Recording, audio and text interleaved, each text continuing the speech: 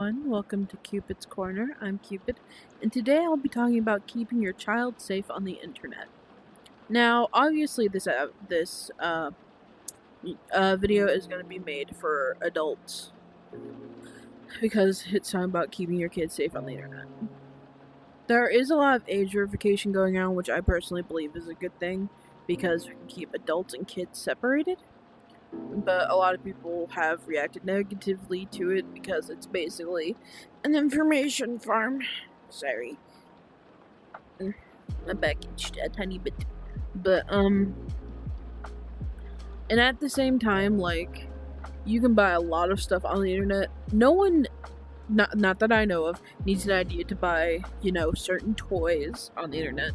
And a lot of sites that have, like, edibles on them usually just ask you, are you 21 or older? And they end up letting you buy whatever you want. I'm personally a stoner, and I like doing stuff. I'll actually be doing stuff this afternoon. Probably not the afternoon I upload this video, but I usually do it Mondays and Thursdays because those are the only 2 days I have off. So I'll have some Sunday night to make sure like it's all worn off by the time I go back to work. Same with Thursday. I'll have a little bit because I have Fridays off, not Thursdays off. Jesus Christ. I don't know where my mind is right now. I'm really tired. I've worked a lot. Hey, but my paychecks are going to be really good and I'll be able to spoil myself with video games. And maybe a few new avatars if there's any that catch my eye. But anyway, back on the topic at hand. If you have a child, please look at their history. Please check their packages because they can easily get like almost anything from the internet if they try hard enough. I didn't start doing it until I have a friend who introduced me to it. And they were talking about it and how it helps them calm down. And then I talked to my therapist about it because at that time I had just started therapy. And they were just like, I mean, you could. Because the stuff that my friend was talking about is legal in my state. Yes, I am an American and I hate it here. Anyway, they're 20, by the way. About to turn 21. They're very close to 21.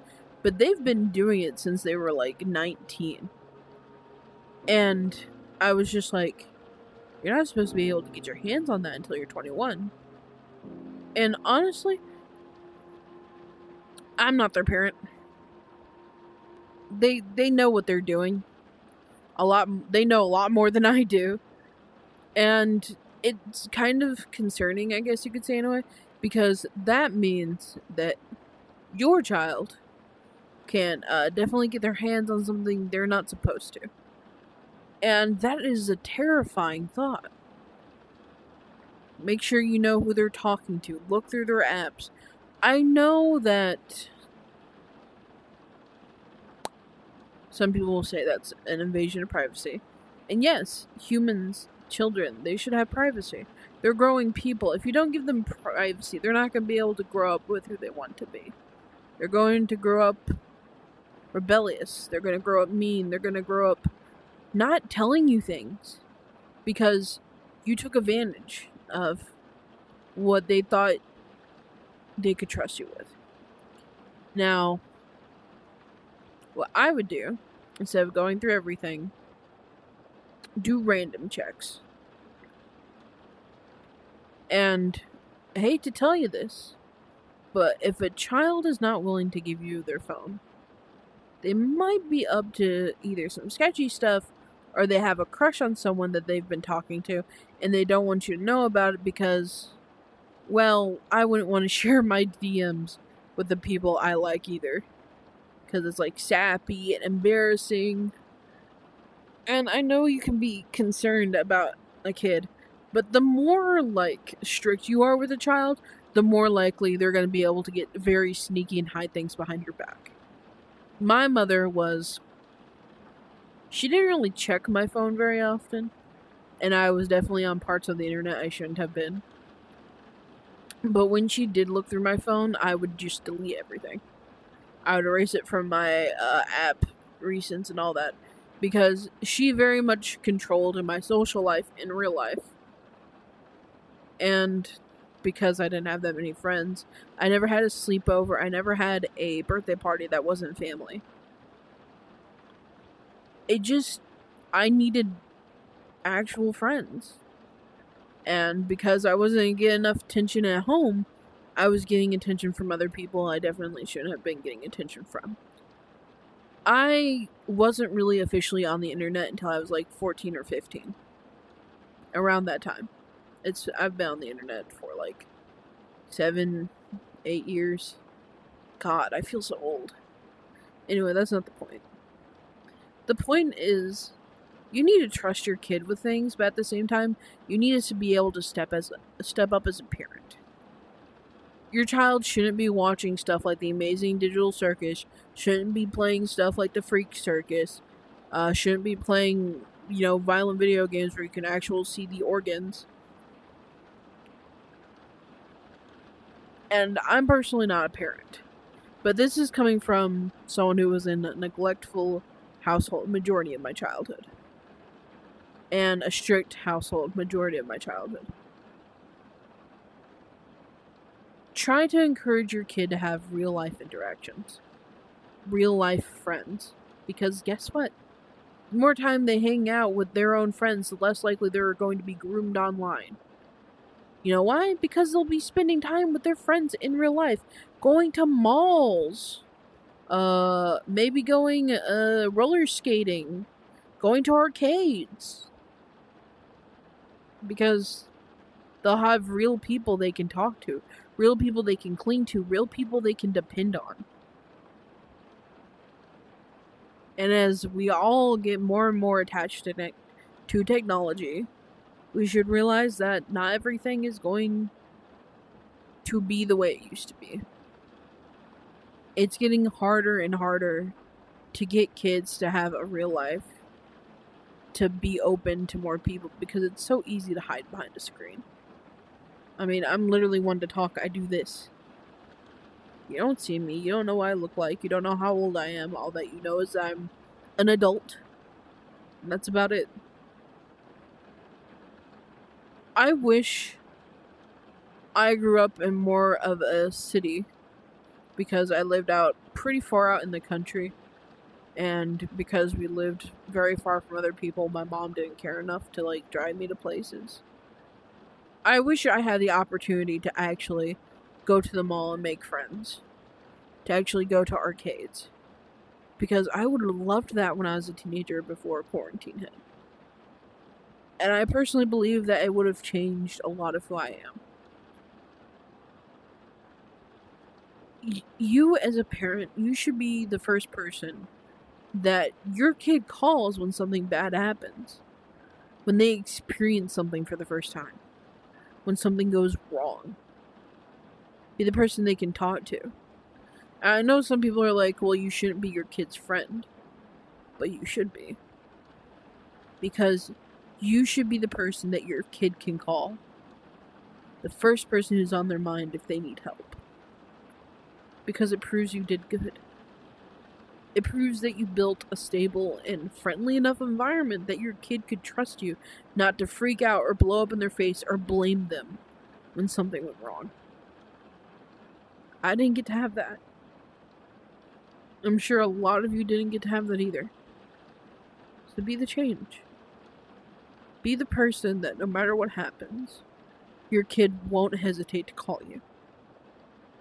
Your kid won't hesitate to run into your arms and cry. Your kid won't hide anything when they realize you are the beacon that helps them remain stable.